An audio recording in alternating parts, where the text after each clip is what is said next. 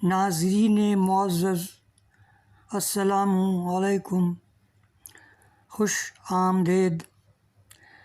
میرے چینل کو like, share اور سبسکرائب کریں، اسی کے ساتھ بیل نوٹیفیکیشن کو آن کر دیں۔ اب آج کا ویڈیو ملاحظہ فرمائیں۔ شکریہ۔ شگوفے ادبی لطائف۔ نمبر 1، رائے۔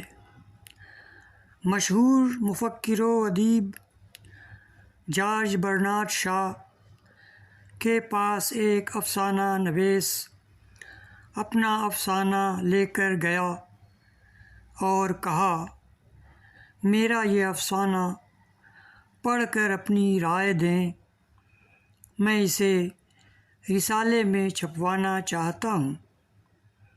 میں نے ایسے کئی افسانے لکھ کر الماری میں رکھے ہیں۔ شاہ نے افسانہ پڑھا اور مسودہ افسانہ نویس کو لوٹاتے ہوئے کہا، اسے بھی دوسرے افسانوں کی طرح الماری میں رکھ دو۔ نمبر 2، قیمتی لفظ۔ شاہ بلا کے خود پرست تھے۔ وہ اکثر کہا کرتے تھے، میری تحریر کا ایک ایک لفظ ایک ایک پاؤنڈ کی قیمت رکھتا ہے۔ کسی نے از راہ مذاق انہیں 1 پاؤنڈ کی رقم منی آرڈر کے ذریعے ارسال کی اور لکھا، لیجیے 1 پاؤنڈ حاضر ہے، براہ کرم مجھے اپنا ایک قیمتی لفظ عنایت کیجیے۔ شاہ نے واقعی ایک قیمتی لفظ ارسال کیا اور وہ تھا شکریہ۔ نمبر 3، جھوٹ اور سچ۔ ایک دن شاہ کی ملاقات ایک خاتون سے ہوئی۔ باتوں کا سلسلہ چل نکلا تو انہیں معلوم ہوا کہ وہ بھی ادیبہ ہیں۔ لہٰذا شاہ نے ان سے مروّتاً کہا، مجھے آپ سے مل کر بڑی خوشی ہوئی۔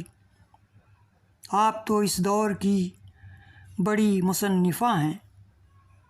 خاتون، جو کچھ مغرور اور نک چڑھی تھیں، بولیں، لیکن افسوس کہ میں یہی الفاظ آپ کے بارے میں نہیں کہہ سکتی۔ اس پر شاہ بولے، خاتون، میں نے آپ کے لیے اتنا بڑا جھوٹ بول دیا اور آپ ہیں کہ ہمارے لیے تھوڑا سا سچ بولنے سے کترا رہی ہیں۔ نمبر 4، چوتھی عالمی جنگ کے ہتھیار۔ ایک شخص نے البرٹ آئن اسٹائن سے دریافت کیا، اگر ایٹم بم دوسری جنگ عظیم کا ہتھیار تھا تو تیسری جنگ عظیم میں لوگ کون سے ہتھیار استعمال کریں گے؟ آئن اسٹائن نے جواب دیا، مجھے تیسری جنگ عظیم کے بارے میں تو معلوم نہیں، البتہ یہ جانتا ہوں کہ چوتھی عالمی جنگ میں لوگ کیا استعمال کریں گے۔ وہ کیا؟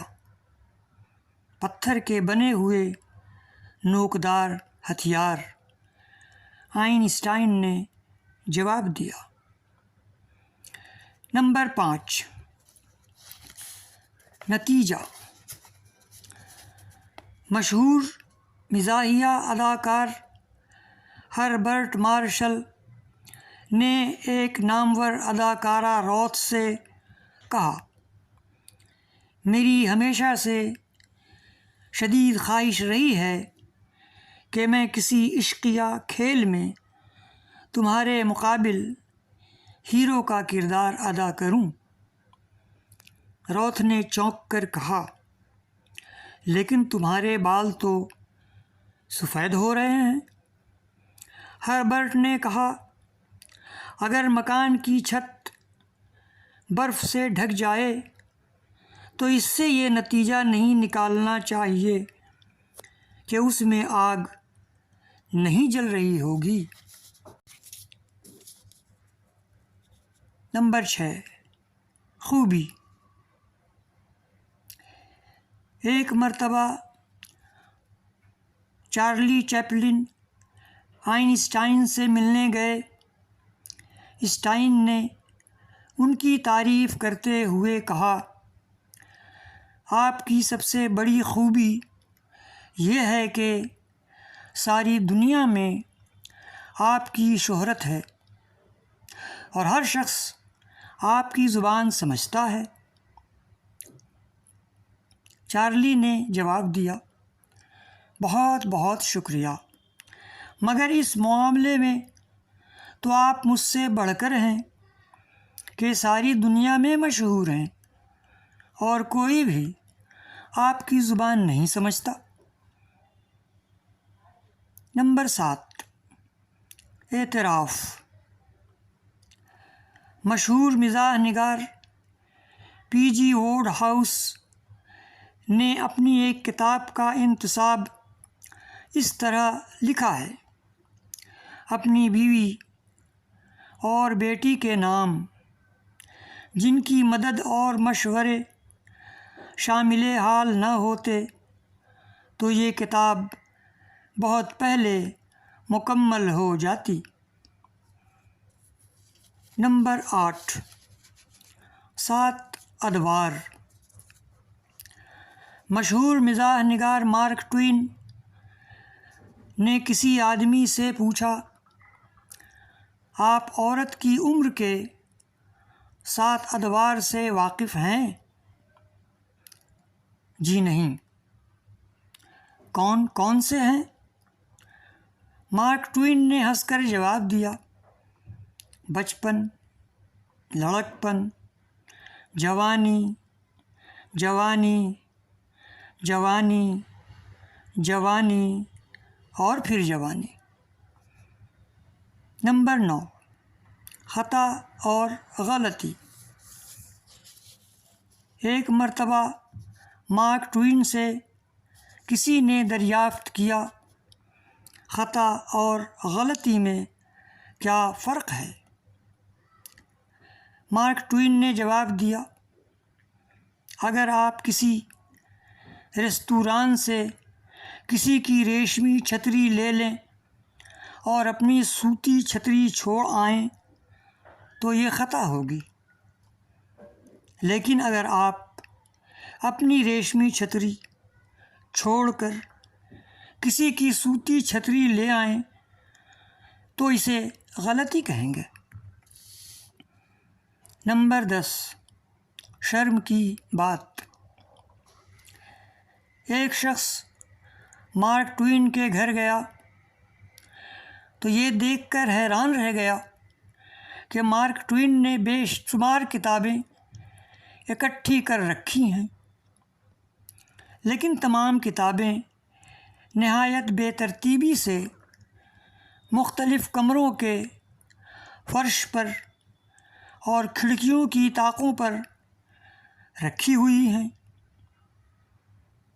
اس نے جب اس بے ترتیبی کے بارے میں سوال کیا تو مارک ٹوین نے نہایت معصومیت سے جواب دیا، بات دراصل یہ ہے کہ لوگوں کے گھروں سے کتابیں تو مانگ کر لائی جا سکتی ہیں مگر الماریاں نہیں مانگی جا سکتی۔ نمبر 11، یہ سوال نہ پوچھیں۔ فرانسیسی ادیب جان کیکٹو سے کسی نے سوال کیا، آپ کو جنت پسند ہے یا دوزخ؟ کیکٹو نے ہاتھ اٹھا کر کہا، مہربانی کر کے مجھ سے یہ سوال نہ پوچھیے۔ کیوں؟ اس لیے کہ میرے احباب دونوں ہی جگہوں پر موجود ہوں گے، کیکٹو نے بڑی سنجیدگی سے جواب دیا۔